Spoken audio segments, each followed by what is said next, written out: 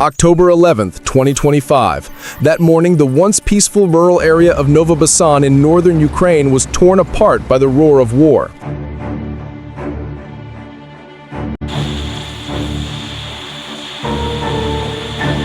From the horizon, Russian armored units began advancing. Leading the charge were T-90 tanks with armor up to 950 millimeters thick, followed by BMP-2 infantry fighting vehicles. Under the fierce barrage of 300 millimeter Smerch rockets, the Kuryukivka corridor turned into hell. Not far behind, Ukrainian forces immediately retaliated.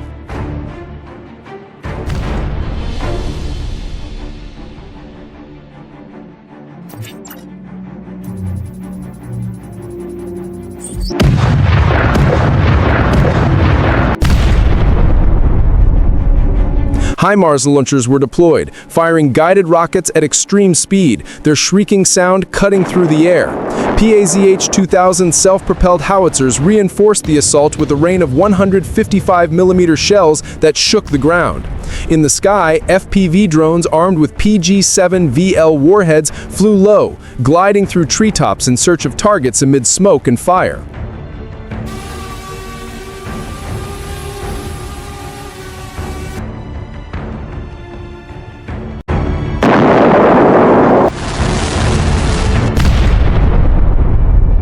From above the clouds, Russian K-52 attack helicopters suddenly appeared, launching volleys of unguided rockets that shook the area violently. A bridge exploded right under a convoy of tanks crossing it, turning the entire area into a sea of fire. The clash quickly escalated into a fully coordinated battle, on land, in the air, and in electronic warfare.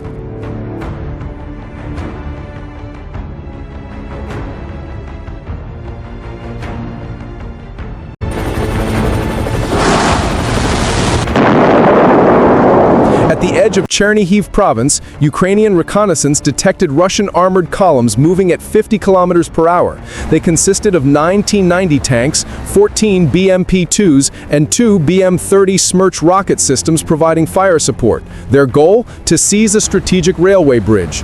Ukraine struck back immediately. The HIMARS battalion received GPS coordinates and launched 6 guided missiles. PAZH-2000 artillery unleashed a storm of 155 millimeter fire. One shell hit a T-90 directly, detonating its ammunition and creating a fireball over 25 meters high.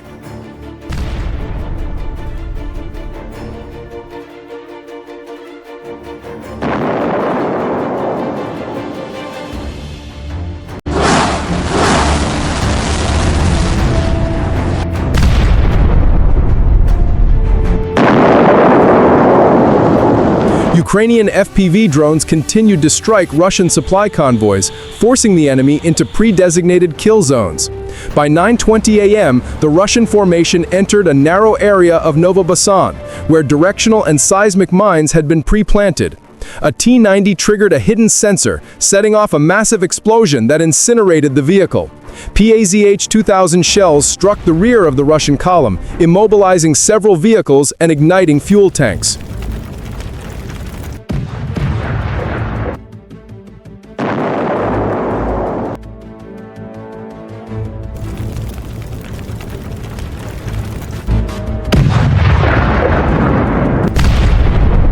As K-52 helicopters continued their assault, Ukrainian units fired Stinger missiles, shooting down one K-52 that crashed into a 2-story building.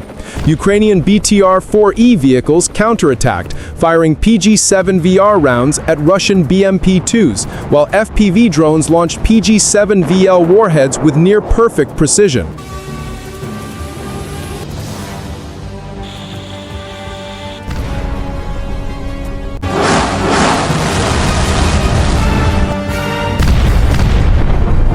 At 12:30 p.m., HIMARS struck a Russian ammunition depot, leaving a crater over 5 meters deep and a column of black smoke 90 meters high. FPV drones then destroyed 5 BM-21 Grad launchers before they could reload.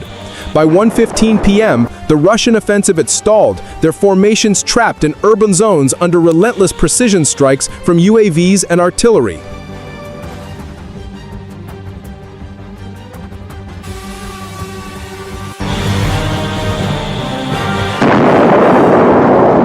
But it wasn't over. At 1:30 p.m., BM-30 Smerch systems lost 12 300mm cluster rockets, flattening an entire forest strip. 2 PAZH-2000s were knocked out of action, but HIMARS counterattacked, firing 4 precision rockets at the BM-30 positions, creating 2 25-meter-high fireballs that killed the entire crew.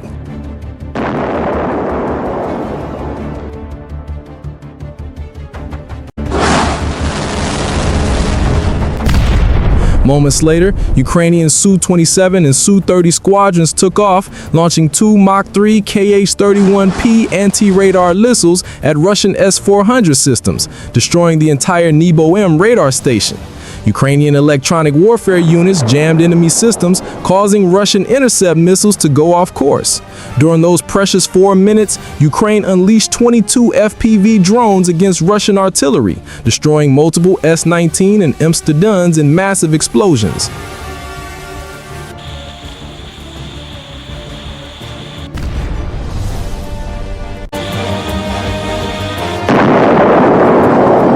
By 2:20 p.m., Russian MiG-31 jets attempted to regain control of the skies but were intercepted by Ukrainian MiG-29s, forcing 2 MiG-31s to retreat. On the ground, Ukrainian forces used RPG-29s to destroy another T-90, then deployed fixed-wing reconnaissance drones to locate and obliterate a Russian fuel depot, producing a 100-meter-high fireball.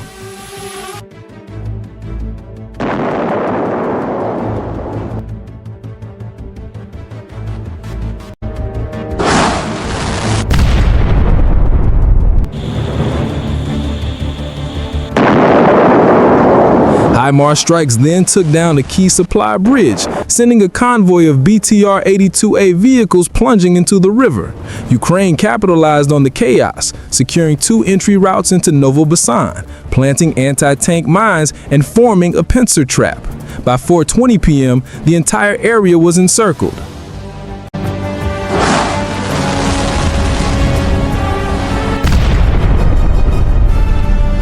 Novobassan became a fiery trap where every movement was met with immediate retaliation.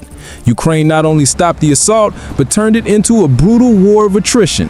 As smoke continued to rise from burning fuel depots, Ukrainian troops shifted to rescuing the wounded, extinguishing fires, and clearing unexploded ordnance.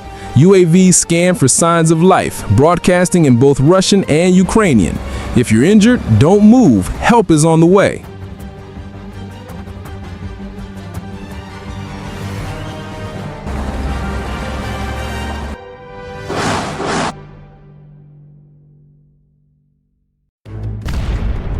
It was no longer a display of strength, but a symbol of humanity amid devastation. After 4:30 p.m., the guns fell silent. There was no victory, only loss. Shattered roads, severed supply lines, homes in ashes, and peace stolen.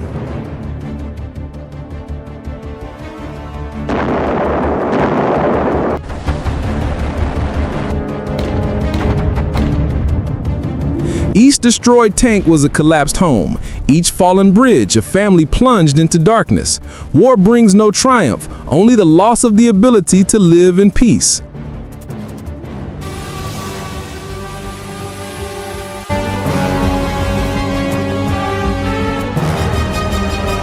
By 6:20 p.m., the Ukrainian commander ordered a full ceasefire.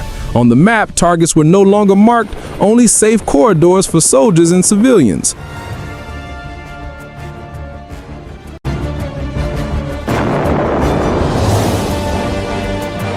The message echoed, true victory lies not in reclaiming every inch of land, but in knowing when to stop, to preserve the last remnants of humanity amid the hell of war.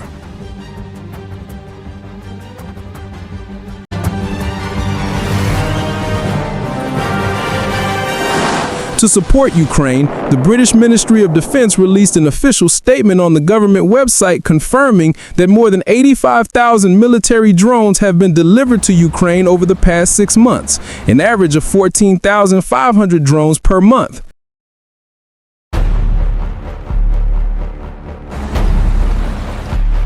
The £600 million aid package marks the largest expansion of London's UAV support program since the war began. In addition, the UK will invest another $350 million, over $470 million US, to continue supplying drones to Ukraine in the coming phase.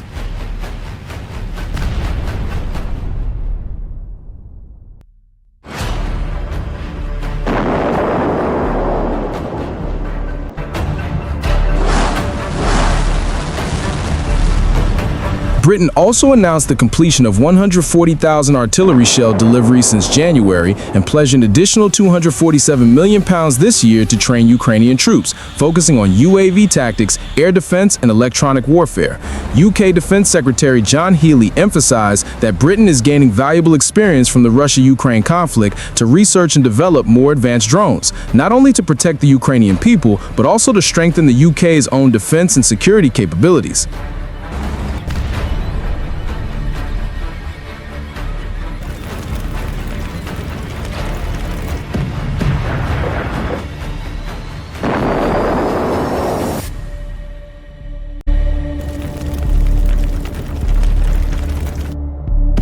According to military experts, at this pace of aid and development, Ukraine now possesses the largest drone force in Europe, capable of deploying massive drone swarm tactics that can cripple enemy front lines within minutes, signaling the dawn of a new era of automated warfare.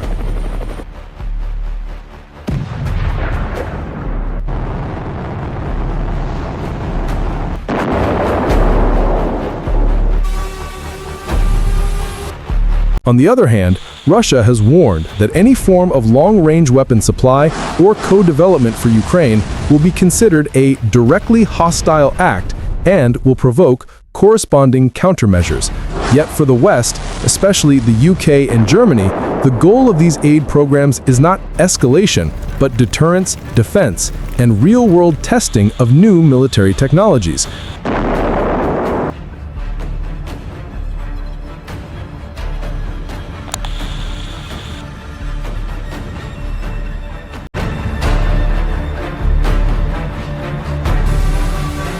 With massive support packages from the UK, Germany, and other Western allies, from tens of thousands of drones to hundreds of thousands of artillery shells, and now joint long-range weapons development, hoping Ukraine's resilience and eventual victory is stronger than ever. Each aid package carries not only military value, but also symbolizes the unity of the free world in the face of today's greatest challenges.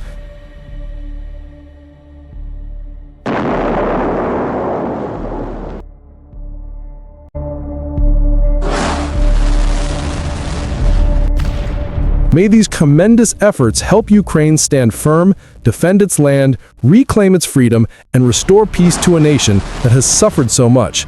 But above all, the greatest victory is not only on the battlefield, it is the preservation of compassion and faith in the darkest of days.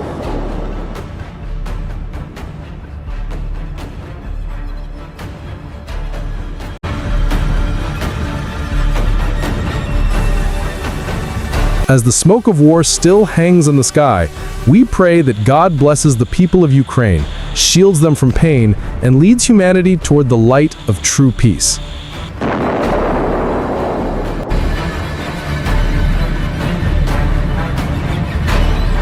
Thank you for watching until the end of the video.